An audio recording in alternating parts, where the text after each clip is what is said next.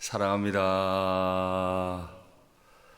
오늘 6.25 남침 한국전쟁 발발한 지 76주년 되는 새벽입니다. 여전히 이 한국전쟁은 끝난 것이 아닙니다. 남한 내 탈북자들이 34,000명이 살아가고 있습니다. 살기 위해 남한에 왔지만 아주 큰 고통을 당하고 있지요. 전쟁이 마칠 때 북한에 억류된 남한의 국군포로 숫자가 8만 명이 넘어요. 그런데 실제로 한국에 돌아온 사람은 8천 명밖에 되질 않습니다. 7만 명 이상의 국군포로들이 다 돌아가시고 이제 몇이나 남으셨을까요? 여전히 이 땅은 전쟁이 진행 중입니다. 여러분, 이 나라를 위해 꼭 기도해 주십시오. 문득 생각합니다. 왜 그날 아버지들은 가정을 뒤로 하고, 왜 그날 아들들은 가정을 뒤로 하고 전쟁터로 나가야 했을까? 아마 가족들을 살리기 위해 그랬을 겁니다. 가족들을 살리기 위해서요. 이건 하나님 아버지의 마음과 동일합니다. 아무런 가치 없어 보이는 이 가난한 나라, 대한민국의 가정을 살리기 위해 전쟁터로 나간 우리의 아버지들, 우리의 아들들, 동일하게 죄로 인해 아무런 가치 없는, 그저 지옥불에 던져져야 마땅한 저와 여러분들 위해 그리스도께서 죽으셨죠. 이미 죽었고 또 앞으로 죽어 마땅할 이 모든 사람들에게 가지고 계시는 하나님의 꿈은 오늘 본문에 나오듯 모든 사람이 삶을 얻으리라. 모든 사람이 삶을 얻으리라. 모든 자에게 생명 주시기 원하세요. 남들이 보면 지옥에 떨어져야 마땅하지만, 남들이 보면 가치 없어 보이는, 이제 얼마 전에 일본 제국주의자들로부터 독립한 가난한 나라, 가치 없는 나라일 뿐이지만 하나님은 모두를 불쌍하게 여기신 줄 믿습니다. 우리 모두를 살려내시고 우리에게 삶을 주시기 위해 하나님 아버지께서 어떤 일을 하셨죠? 그리스도께서 잠자는 자들의 첫 열매가 되셨다. 잠잔다 하는 말은 죽었다는 말이죠. 이 죽은 자들의 첫 열매가 되셨다, 부활하셨다는 말입니다. 우리는 반대로 생각해야 합니다. 그리스도께서 부활되시기 위해서는 반드시 그리스도께서는 죽임을 당하셔야 했죠. 그래서 그날 그리스도께서는 이 가치 없는 죄인들을 위해 골고다 언덕에 오르셔서 가장 비참하게 죽임을 당하셨습니다. 가장 비참하게 이 가치 없는 자들을 살려내시기 위해서 가장 비참하게 죽임을 당하셨어요. 죽임을 당하시면서 하나님으로부터 버림받으심을 그대로 느끼셨기 때문에 나의 하나님, 나의 하나님, 어찌하여 나를 버리십니까? 이 한 절이 우리를 살렸습니다. 여러분, 우리는 그리스도 안에서 아무런 가치 없는 자들입니다. 가치 없는 자들입니다. 그러나 하나님의 아들이 대신 죽으심으로 우리는 가치 있는 자가 됐습니다. 죄를 즐기지 마시고 하나님의 아들이 대신 죽어주신 자로 그 가치를 가지고 하루하루 살아가실 수 있으면 좋겠습니다. 그리스도께서 잠자는 자들의 첫 열매가 되신 이후에 하나님께서는 우리를 구원해 가시는데 각기 차례대로 되리니 라고 했습니다. 부활도 아무렇게나 되는 게 아니에요. 차례대로 되는 거예요. 근데 여기 이 차례라는 말은 일반적인 용어를 쓰지 않았어요. 군인들이 대열을 맞춘다.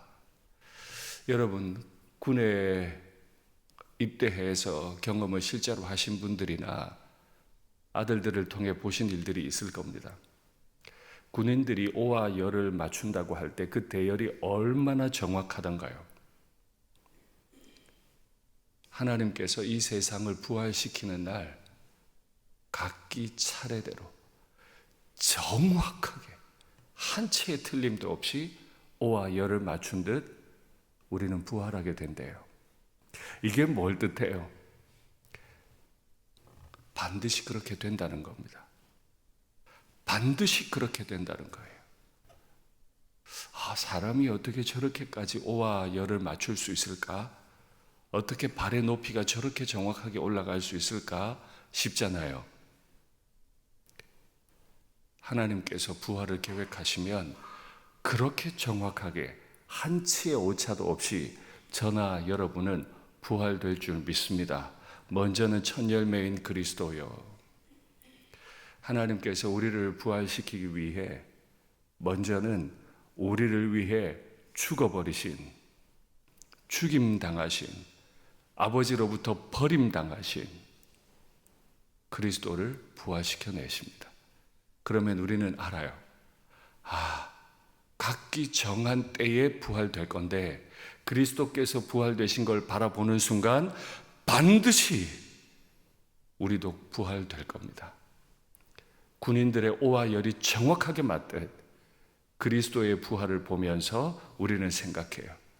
난 죄인이지만, 자격 없는 자지만, 여기 설 자격이 없는 자지만, 거기 앉아서 주님 앞에 주의 이름으로 기도할 자격이 없는 분들이시지만 그리스도를 정확히 살려내신 그분께서 저와 여러분을 정확하게 살려내실 거라는 거예요.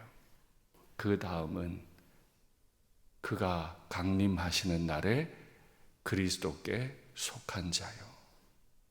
할렐루야. 여러분, 우리가 왜 부활한다고요? 이 교회에 헌신했기 때문에,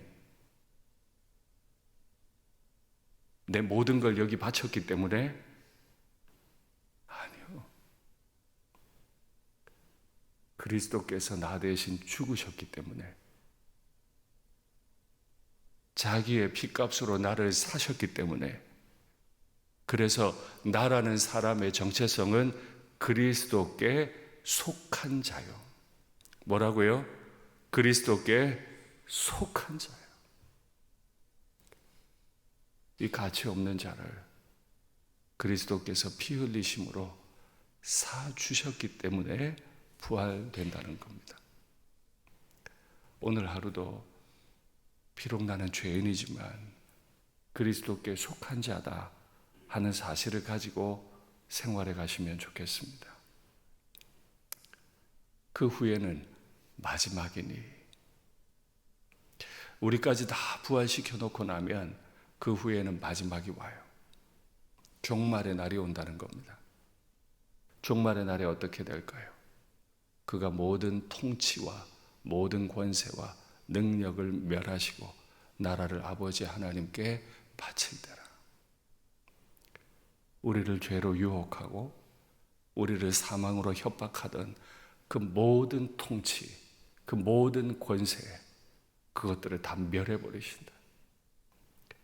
우리를 고통스럽게 했던 모든 것들에게 우리 주께서 원수를 갚아버리시고 회복하신 하나님의 나라를 하나님 아버지께 올려드리는 날이 온다는 거예요. 여러분, 때로는 공고하시죠? 때로는 두려우시죠? 목사여도 한숨 나는 일이 없지 않습니다. 이 모든 것들을 멸하시고 완전히 회복된 나라를 하나님 아버지께 올려드릴 날이 온다는 거예요. 그날 어떻게 될까요? 그리스도 자신에게 모든 것들을 복종하게 하신 그에게 그리스도께서 복종하는 날이 온다. 모든 걸 다 멸하시고 나서 그리스도께서 만물을 자기에게 복종하신 복종하게 하신 이에게 복종하신다. 그리스도가 모든 걸 복종시켜 놓고는 대표로 그리스도가 하나님께 복종하세요. 아담 한 사람 때문에 죄가 들어온 것처럼 그리스도 한 분 때문에 모든 사람이 삶을 얻게 되죠. 하나님의 발 아래에 그리스도께서 복종하셔서 하시는 말씀이 아버지, 내가 아버지의 나라를 회복했고 윤상덕이를 구원했습니다 하고 아버지의 발 아래에서 복종하신다는 거예요. 그렇게 우리를 구원하셨어요. 이 가치 없는 자를 위해 전적으로 그리스도께서 대신 죽으시고 그의 발 아래 엎드려서 윤상덕이 구원했습니다 하고 올려드리는 날, 그날은 반드시 옵니다. 우리 주께서 우리를 그렇게 구원해 내실 줄 믿습니다. 왜 그렇게 하세요? 그리스도를 복종시키시는 만유의 주이신 하나님께서 만유 안에 거하시기 위해서, 저와 여러분 안에 거하시기 위해서. 여러분, 진짜로요, 오늘 기도하는 중에 세상의 주인이신 하나님께서 저의 영혼 안에 충만하게 역사하시면 어떻게 될까요? 오늘 이 새벽에 이 공간 안에 만유의 주께서 충만하게 거하시고 우리를 다스리시면 어떻게 될까요? 우리가 가토밤 하느라고 가족들이 모이는 때, 혹은 오늘 하루 이 만유의 주인께서, 모든 것의 주인께서 우리 가정에 충만하게 거하시면 어떻게 될까요? 이것이 오늘 기도 제목입니다. 죄인을 위해 죽으시고 죄인을 위해 가장 먼저 부활되신, 그리고 저를 하나님께 바치기 위해 그렇게 애를 쓰셨던 예수님의 소원대로 우리 안에 하나님 거하시고 하나님이 그의 영광을 충만하게 우리에게 나타내 주시기를 바랍니다. 우리의 마음은 죽음에 바쳐질 게 아니에요. 우리의 마음은 아주 간사하게 죄를 짓고 살 마음이 아니에요. 그리스도께서 대신 죽으신